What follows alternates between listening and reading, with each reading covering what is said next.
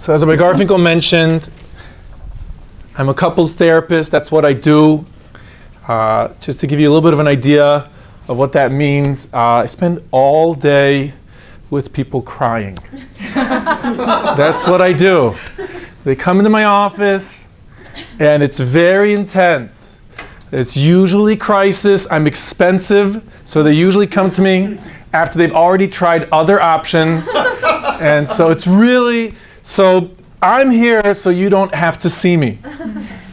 That's the goal, right? We want to be able to build a strong relationship, a strong bond with the people that we want to be close to and to love and to connect with. And how can we avoid you, Josh? That's the question we're going to try to answer, except maybe a Shabbos meal or something, and we'll hang. But other than that, you don't want to be in my office, but it happens. And I deal with, just to give you a little bit of an idea, I deal with the entire gamut. I deal with multi-billionaires, I deal with drug dealers, I deal with Asians, I deal with Jewish clients, I have a number of clergy clients, I have a lot of Latino clients, I have it's a whole gamut, so it's really a mixed batch, and what I'm kind of describing here and sharing with you are kind of some of the pieces that I see as some of the universal challenges that couples are dealing with in our generation. Now, before we begin and dive into those, I do want to tell you that number one thing that you can do to really build yourself in your ability to be a fantastic partner, a fantastic person, to build a beautiful home, is to be connected to Rabbi Garfinkel. That is for sure. A round of applause for Rabbi Garfinkel there. Spoken from the guy with the letters bigger than the alphabet after his name. All right, he's got his head on straight. He can really take you to good places till you become a better person. And so it's really all the more so I feel honored that he asked me to come and speak this evening with all of you. So I'd like to go through kind of what I ran through in my head, the four major issues that come up in the couples that I'm seeing, and the challenges that I'm being presented with, to give you a little bit of provocative thoughts to think about, to give you some research based about those concepts, maybe if I can, some Torah thoughts around them, and to kind of quickly go through them and leave you with some food for thought on building yourselves. So the first topic I'd like to discuss is cell phones. Now, I know you just had technology, right? That's fantastic. I want to talk to you about that in regards to relationships, because I love cell phones. I love them. As a couples therapist, I get so much work from cell phones. I get so many.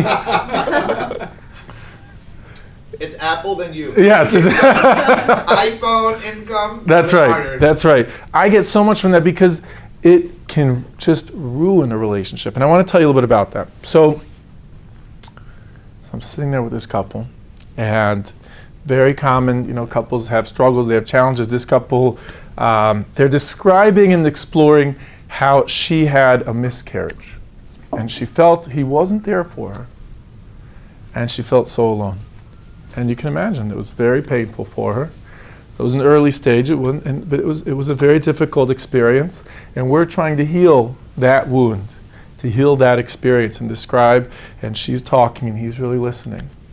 And he's very present. It's very different than the way it went down originally. It's very different the way their relationship goes. And they're talking, and she's crying, and he's holding her hand, and he's looking in her eyes. I'm here for you. And he says, and he's really present. And then he says, just 1 second. So it keeps buzzing.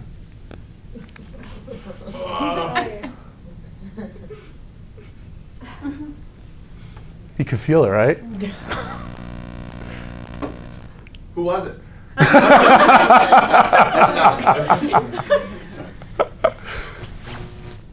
Over. It's over. That moment. He's like, I'm back. No, I'm back. Okay. What was it? Takes her hand again. What was it? No, I lost you there. I lost you there. And I feel so without you. Right? So let's do a little fun exercise to get a feel for it. All right, everybody in the room, we all know each other. I don't know you guys, but I feel like I do.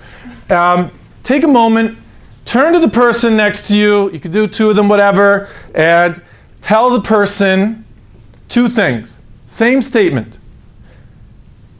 Tell them I love you.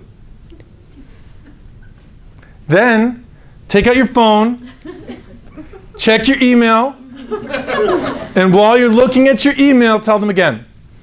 And you can do it back and forth. And all right, I know you could say, if you don't feel comfortable, say I love you, I miss you, whatever you want to say, but just something.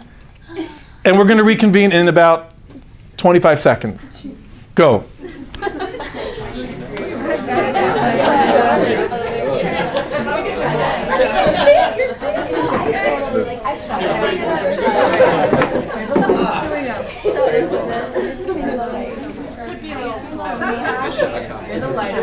10 seconds left. In 5, 4, 3, 2, 1, and bring it back. Bring it back in the midst of our. So, give me some feedback, guys. Yes. So I actually told her I loved her as she was going to the second one, pulling out her phone. Yes. So I told her I loved her while she was looking. While she was looking at her phone. That killed me. Ah! Like I'm putting my heart out there. She's still the light of my life. Good, good. Okay. Anyone else? Anyone else? How was your experience sharing your love, hearing love, when it's through the phone, when it's not? There's some feedback. Not meaningful when they're doing something else and saying it. It's not very meaningful. It's like they're just regurgitating. It's like a regurgitation of something there. And you could turn back and say, no, I meant it. I'm totally with you. But I don't feel it. I don't feel it, right? Why? Why not? Why does it just, what is it about that? It's only 5 seconds less, 3 seconds. The disconnection. It's a disconnection. It's a moment of disconnection. Tell me more. What's your name? Sorry, Natasha. Natasha, tell me more about disconnection. Well, it hurts me, like when someone disconnects from something that I think is important. Like I'm putting my heart out there, Yeah, and you're disconnected from it. yeah. You're not there to receive it. What else? Good, thank you, Natasha. Tell me your name. Jason. Jason. Yeah, so bouncing off that, I think there's, when you're talking to someone, especially about topics so sensitive like love, there's certain multiple levels of communication of speaking to someone, but also, looking at them, hearing their voice, seeing their facial expressions, not just, saying those words as you're looking at your phone. Excellent. Excellent, Jason. That's beautiful that you're pointing out that when it comes to communication, communication is not just words. Lots of nonverbal communication. There's a lot of nonverbal. They did a study back in California. It's questioned at this point, but they say communication is 4% the words, and 96, I think that was the research said at the time, 96% everything else. So when when we're not there with them, we're not present, we lose a disconnect. Okay? And do we have a marker for these boards? Can I use a board? Yeah, please. Is that doable? They're behind the board. They're behind them? Oh, there they are. Okay. So there are 3 components of what we are told make up a relationship. I'm putting this here, and we're going to go back to this, okay? They are, oh, my spelling is wrong, sorry. Okay. A-R-E. Accessibility, responsive, and engaged. Okay? Accessible means I can get to you. I can get to you. When you're on the phone, does it feel like I can get to you? No. No. I can't get to you. Are you responding to me when you're on your phone? Well, yes, but not what I want. Right. That's the confusing part, is that you sort of are, but not really where I want it. Not what comforts me. Right? And Are we engaged in this moment? We're not really. Now, the person on the phone, how about the people who said I love you when they're looking at their phone? Were you aware of this? I know it's hard. It was a 3-second gig. Not as much. That's part of the challenge, is to recognize that the person on the other end is experiencing this very differently than I am. Okay? And so this is a major piece of the challenges that we're dealing with couples on a regular basis, because cell phones, I think, are the most primest example, but we are so integrated with our technology that we don't realize the impact it has on the person around us. Very often, anybody here, you don't have to raise your hands, I don't know if it's a bad thing, but there are these video games where you go into this room of everyone's on there from all over the country or the world, and you have this headset on and this mouthpiece, and you're looking at the screen, and you're in it, and you're just so excited, and it's so stimulating in every direction, and then you turn it off, and your partner that's been watching you that whole time says, "Okay, you ready for dinner?" "Yeah, all right, let's go have dinner." It's this, you were so excited and stimulated. You were like bouncing around for all of them. What about me? What about me? And we don't realize the impression that it has on the person outside of us. We quote and it's a very well-known pasuk, a verse taken from Shir Shirim, from Song of Songs, that it says, "Ani ledodi v'dodi li," that our relationship with God is compared to the relationship of lovers. And I am to my beloved as my beloved is to me. And that's a loving bond. That's the loving bond with God, and that's the loving bond between true lovers. That loving bond, it feels cut off. I am to you, I don't feel you here with me. Okay, so the first challenge of our generation is the cell phones.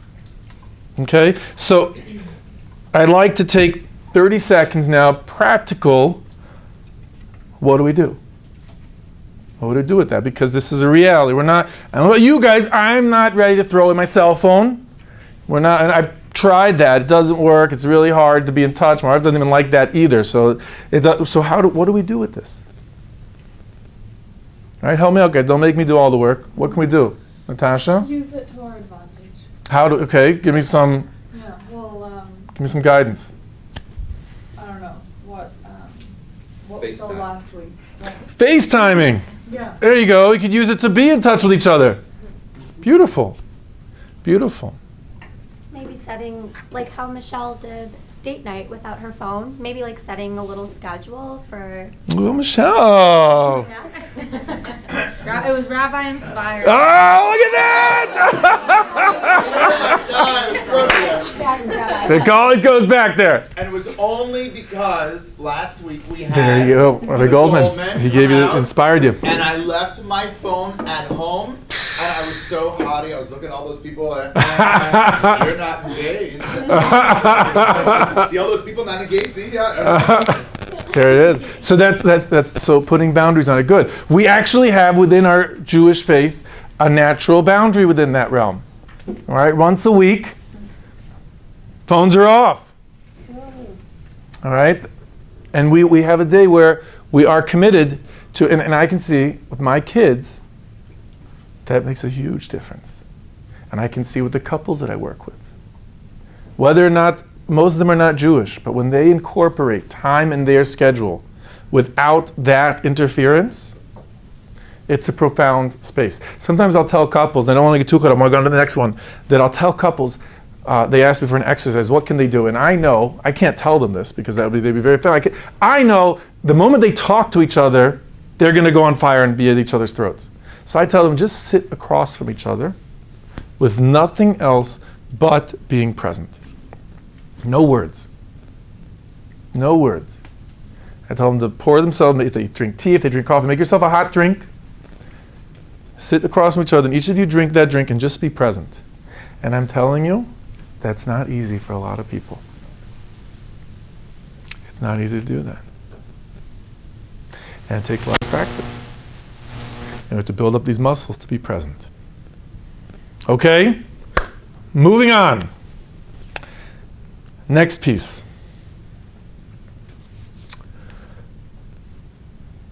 What do they call our generation? What is this generation X, Y, the millennials? C.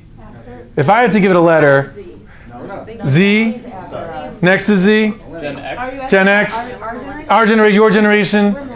We're millennials. We're still millennials. Still millennials. If I had to name the generation of our time right now, I would call it, this current generation, I would call Generation D. Generation D, it's the generation of disposable. That everything is disposable. My generation, going back hundreds of years, we grew up in a system, if you tore a shirt, if you tore your pants, my father would sew it. That wasn't colonial times. This is, this is not that long. We had common scene. Commonplace, you would find a repair shop, a place that repairs things. That we would, if a pencil in school, if it broke, you would get up and go to this machine that you turn, and it magically opens the pencil up to expose more of that chemical lead inside of it. And we repair. We've fixed. Now, we don't do that. I don't do that either. Now, when something breaks, we go on Amazon. We go get a new one. I don't want, this is so annoying. My phone takes half a second longer than it used to download a 50 gig video. And so I'm done with it. On to the next one. And this is a mentality that we've developed not just with our things, but with our people. We swipe. I like them, I don't. I don't, I do. And it's this back and forth. And people become disposable. And that perception of the world, people come into their relationship and I'm going to give it a shot. I'm going to give it a shot. And if it breaks, if it's not going, okay. It doesn't establish, because I'll tell you something. It doesn't establish the foundation we need for marriage. Because if the relationships are disposable, well, when it comes to marriage, how many people do you think there are in the world who have not had challenging, difficult moments in their marriage? None. None. Nobody. And I know it.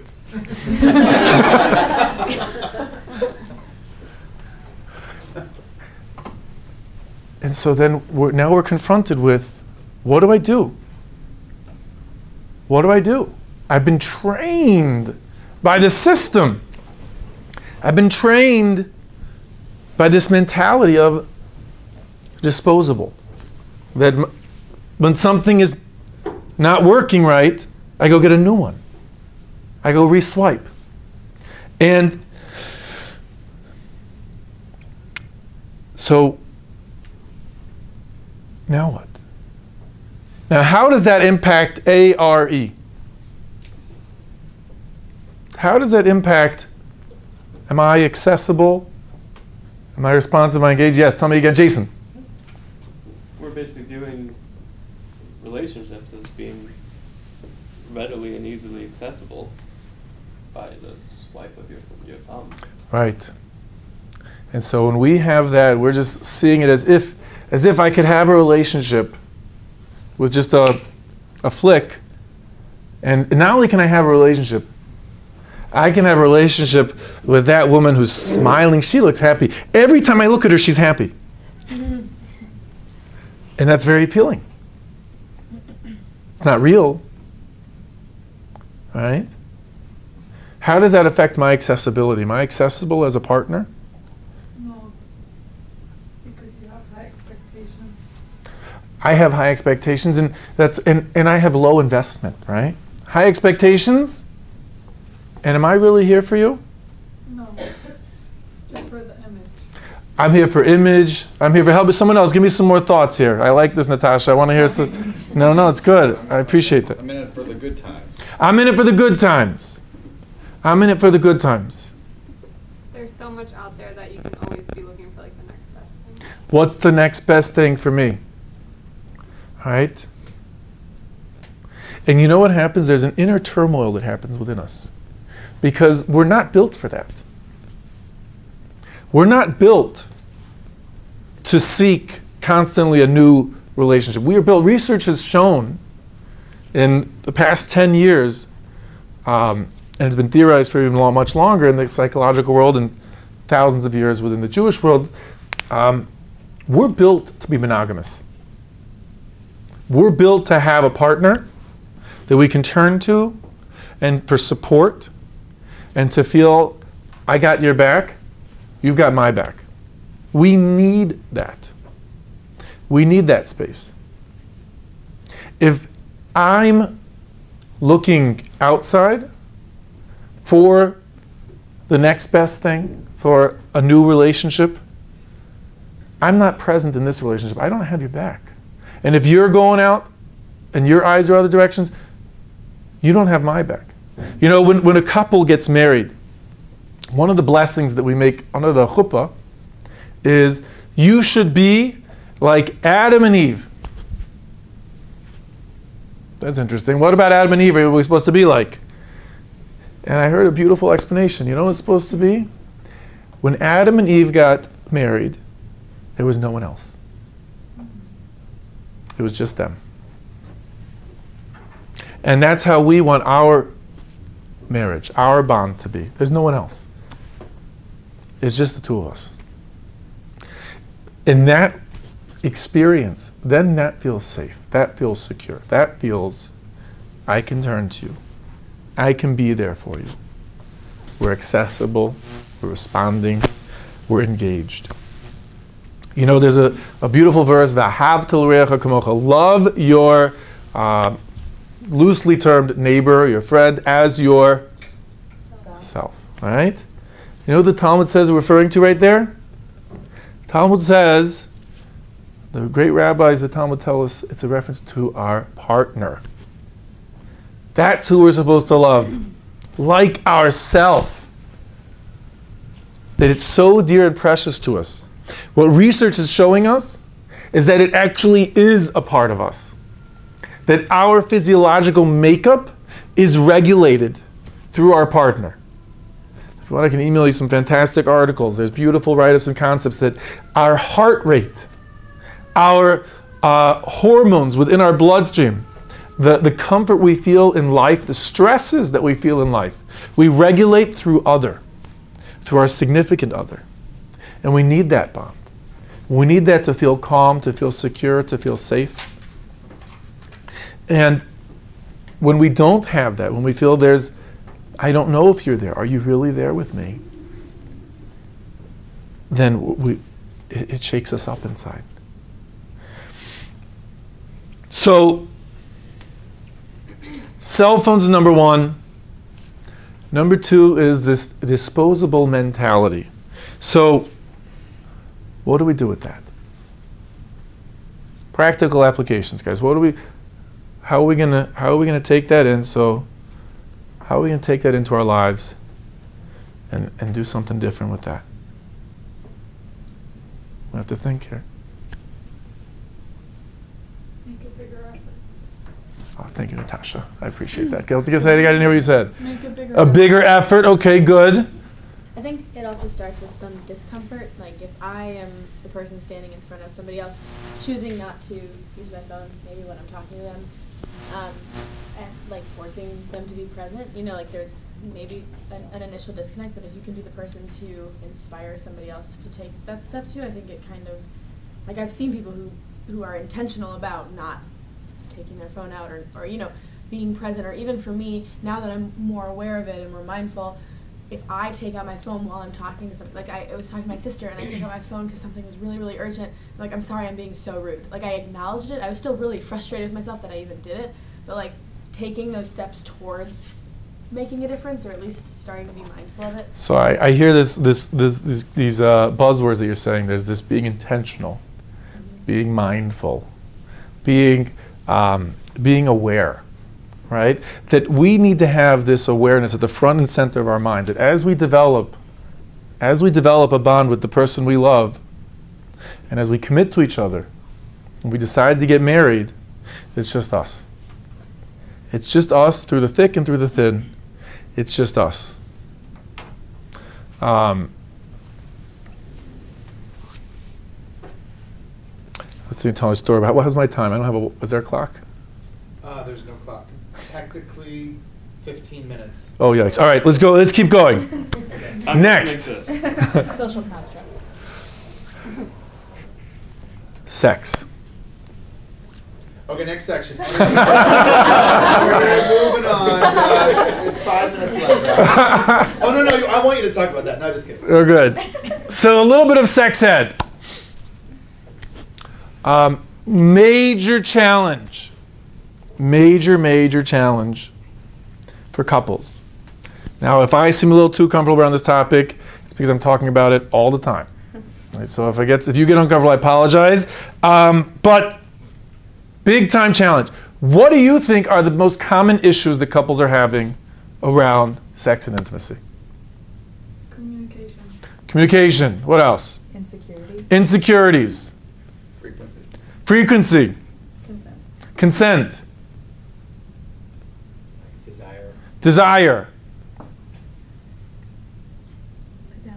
Infidelity.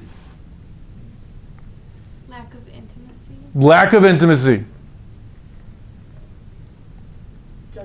Judgment. Anything else? Going once? Busy. Yeah. Expectations. Medical. Comparing. All true. The number one challenge the couples are having, they're not having sex. They're not. I mean, it's like a plague.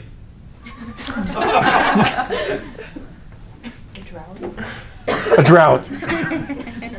Married couples, right? Married couples. Married couples. That's it. That's exactly the point, though. Where's this coming from?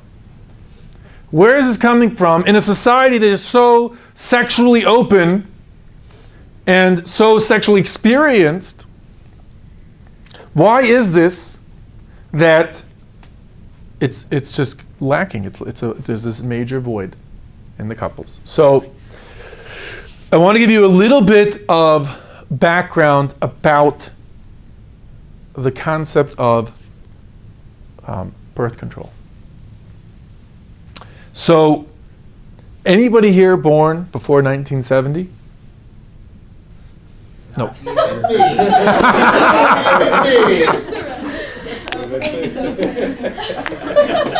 say it again.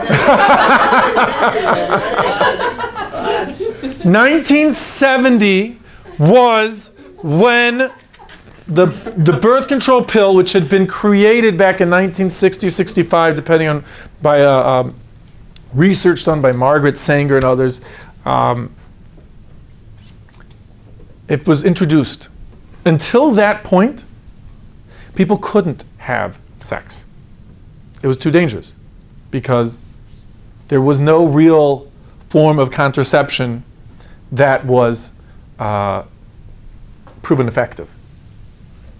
And so it's only within the past 50 years, right? We have, I don't know about you guys, like these visions like the hippies.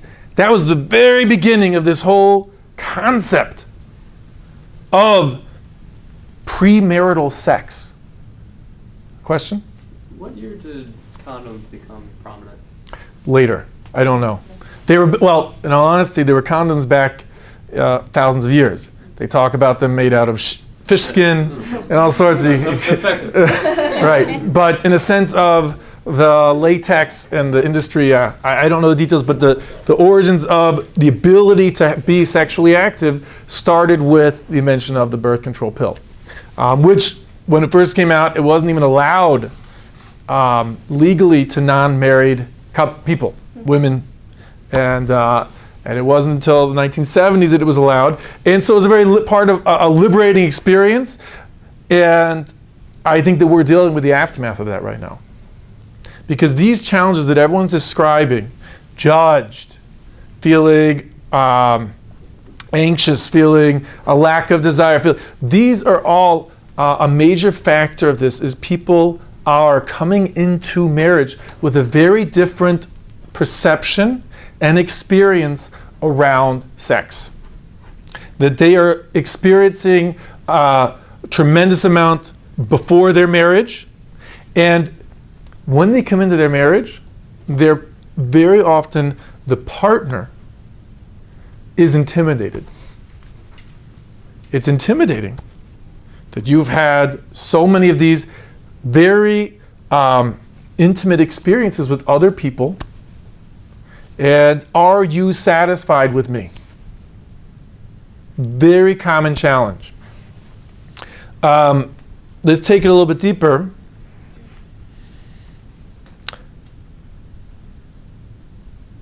Why? Why is it that why is it that people are seeking sexual encounters? For connection. Says Natasha, for connection. Validation. Validation. Because media tells you it's like you're liberating yourself, and You're liberating it's yourself. all over the place. It's very all over the place. Good. Anyone else? It releases endorphins. It's a release. It's released not just endorphins. It actually releases a hormone called oxytocin. Anybody know oxytocin? Everybody heard of oxytocin? Yeah. Oxytocin is a love hormone, a cuddle hormone, they call it. Babies release. Babies release it, and the mommies release it when they're nursing. And in a society that we live in, where we feel very disconnected and distant from others, we will naturally seek that physical comfort. We will naturally seek that hormonal experience of oxytocin and a number of different other physiological factors that come with it. And, you know, we're human. That makes sense that we would have a drive towards that. The challenge is that what do we do now with the fact that my body is attracted to this other person on a physiological level that's very different than where my brain or even my heart might be?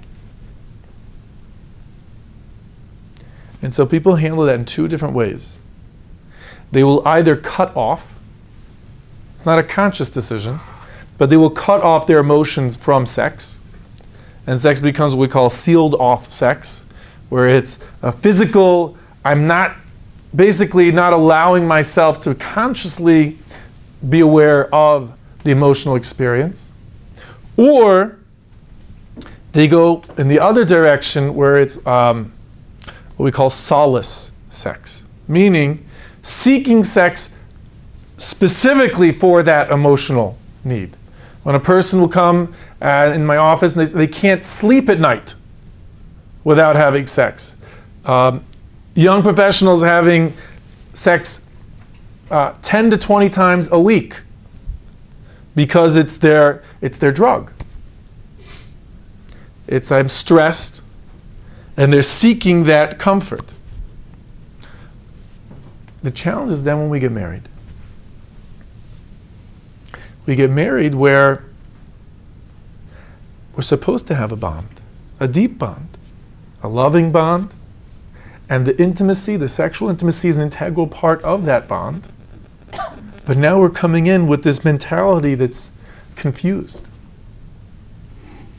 It's confused. We've either cut off emotionally from that aspect of the sexual encounter, or we're kind of overwhelmed by it.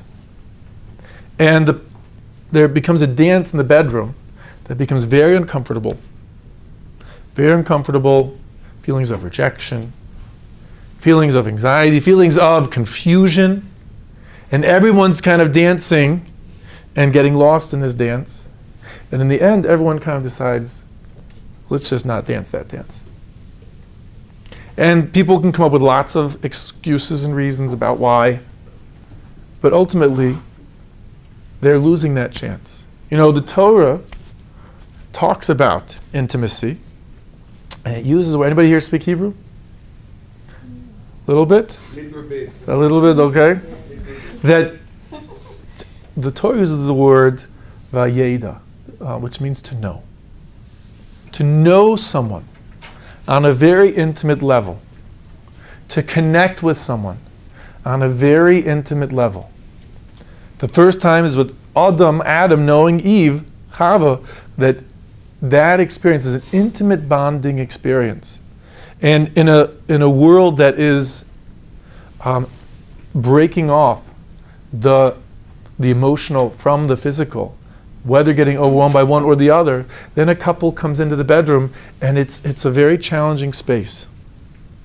It's a very challenging space which creates this tremendous void of intimacy. And I'll tell you, in a society, I work with a significant amount of religious couples, some Jewish, some Christian, some Muslim, and I see a very different reality for those who did not have premarital sex.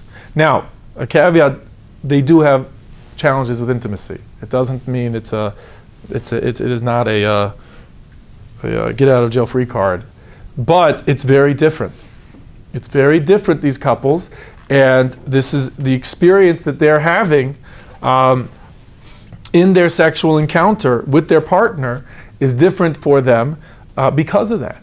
And so we have to be aware that as we develop a true connection and bond with our loved one, to know that this is a piece that we want to be very gentle and careful about how we're going to establish that, because this is a new challenge that only within the past 50 years, where it's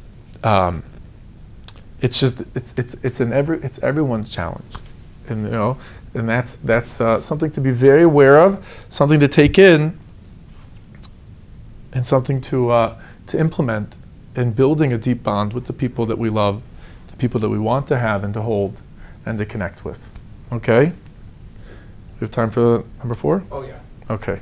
I mean, I thought you were going to say, do you have more time for this? Actually, I would have said, oh, yeah, 2. Okay. Yeah, go, do 4. We can go either way. Any questions on that before I go in then to the next? What is the Torah's stance on premarital sex? Torah says, Rabbi, you want to represent the Torah on that? Do you want me to? Yeah, so Torah says like this: sex is unbelievable, amazing, fantastically unbelievable and powerful, and God made it feel really good. For a sanctified, totally committed, not we're living together, like bottom line, I'm all in. That's where it's unbelievable. Anything out of that, again, it's watering down future relationships. Talmud talks about how when you're married, you know, the bed gets crowded. Talmud's actually very funny, by the way. The bed is very crowded here because there's lots of previous experiences that are going on. They actually talk about in terms of a divorced couple or whatever, but it's very applicable as well. I'll speak freely. Maybe a little time out on the room. Yes. Slightly unrelated, but I'm just curious. Do you work with couples who are not married? Yes. So if it's Jewish or not Jewish, like when it gets to the topic of their sexual relationship, like how do you navigate that being Jewish? Observant person yourself? Like what kind of advice do you skirt around that advice? Do you give it frank? Like do you say? That's a really good question. What's your name? Sarah. Sarah. Excellent question. I'll make it more challenging. What if I have a couple where, because I want to put us all on the same page, he is watching pornography nightly. Mm-hmm. He doesn't want to stop. And, you know, she's feeling very insecure by that. Right. It took me a tremendous amount of work inside of myself to work around my own bias And I won't deny it if he asks me, and he sees what I got on my head, and they know. So I don't ever tell people, I don't ever hide myself from my client, but I tell them I will do my best to give you a non-judgmental space, because I'll tell you this, I will not be able to help him or her or their relationship if he's feeling judged by me. So I have to really seek, and I don't know if I mentioned, I supervise therapists. I do supervise couples therapists, and so I train them, and I tell them if at any point that you feel this partner makes a lot more sense than that one, that's normal. If you can't equal it out and make sense to the other partner, then they need to see a different therapist. So I have to understand his world. I have to be able to help him share and express that experience, and be able to talk and understand her world as well. So it doesn't challenge me in a sense of, it doesn't stop me. There are certain times where if I feel that I won't be able to overcome my bias, then I might tell the couple, I think they should see someone else. Sarah, I'm just going to cut you off just because I want to sense the time in the last section I want to get, and then afterwards we'll open for questions. Yes, we'll open for questions afterwards. Okay. I'm sorry to. Yeah, you got it. You got it. Last one, and there's more. There's a whole list, but I wanted to get these in. So, the culture we live in is a beautiful, beautiful, fantastic experience of everyone together. We're all human, and we're all able to connect on a deep level, in a deep way. And it's some people call it the melting pot. And this reality that we live with, where no matter what your background or where you're from, we love each other, and you do love each other. There's a challenge. Okay, and I want to share with you this challenge. When you are in this age bracket of, I guess, well, for Jewish, I guess it's maybe 13 to 33, but for anyone else, it's, when you're no longer in your parents' world, the parents' culture, and you're also not yet establishing your own home, that's the most disassociated young professionals are from their culture. Right? If you think about your friends, you can think about yourself, whether or not you fit the bill, because you're here, so you're not 100% fitting the bill.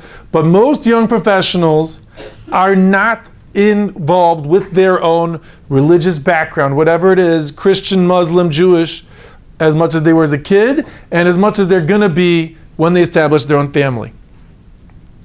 Okay, and that applies not just to religion, it applies to their cultural background, it applies to where they go on vacation, it applies to so many different aspects of their life. And then, in that time period, when they're most distant, that's when they decide who they're going to spend the rest of their life with. And then they start building a home. And they start building a family. And parts of themselves that have been dormant for the past decade are all of a sudden very present.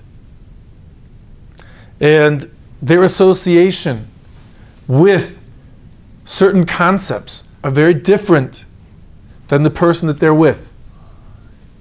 And we talked about everything before we got married. And all of a sudden, blood is thicker than words. And there's a certain experience that there's a conflict. Now, in all honesty, every couple, to some extent, is going to have this conflict. A conflict of, I experience that differently than you do. I had a beautiful experience at Hebrew school. You hated every minute of it. But then if you throw in there, how do you feel at the sight of a cross? The sight of a Christmas tree? Of the top of talking about Israel? Talking about the Holocaust? And these topics that all of a sudden they're not really part of our young professional life on a regular basis. Maybe they are, each to their own. But then when we're having kids and we want to raise our kids and we have a certain mentality, and something that's very precious and important to, that was dormant in partner X is now all of a sudden coming to the forefront. And it can be very challenging. when we get married, is anybody here an artist? I'm not an artist, but I would love to have a painting. An artist? Oh, good, Jason. So that of two people walking down the chuppah, right? And usually when you're walking down to the chuppah, there's an entire crowd watching them walk down. I want a picture of two people walking down the chuppah, and kind of like behind them is this massive crowd of 100 or 200 people. And that crowd are all the people and influences that they've had in their life. Because when two people walk down to the chuppah, they're not walking down there in a vacuum. They're walking down there with experiences of what made them who they are and how they came into that place. And those different aspects of their experiences, they built them and they're part of them. You know, in Hebrew, anybody know how we say a bride and a groom? Kala and Hatan. Anyone know what the literal translation of those words are? Daughter-in-law, son-in-law. Because we know, according to the Torah, we know it's families that are coming together. These two people, they're families. They're not just the vacuum of an individual. And so to recognize that there are certain dormant traits within us, within every person, part of our culture, part of who we are, part of how we associate with the world, because otherwise couples come into therapy and they feel betrayed. Where's this coming from? We talked about that. Or maybe we didn't. I could never have imagined that you would want your parents to come twice a week to... You don't understand. And this is very common. And so understanding that, knowing that, being aware of that when we're engaging someone, not just on a basis of who they are, but who we are, and that entourage that comes behind us, and that entourage that comes behind them as the Chatan and the Kala come together, that we want to make sure that our entourage matches up with that entourage. Right? The most extreme being, potential religious backgrounds, but there are lots of cultural differences that can come out. If we have time to give examples, but that's the basic concept. So, cell phones, generation of disposability, sex ed, and melting pot. These are four of I'll call the pillars of challenges of what the generation that we're in is dealing with, and how you all have the ability right now in your life to have an awareness, to be mindful, and to implement in your life the way that you want to live, so that you can just see me at the Shabbos table. You don't have to see me at the office.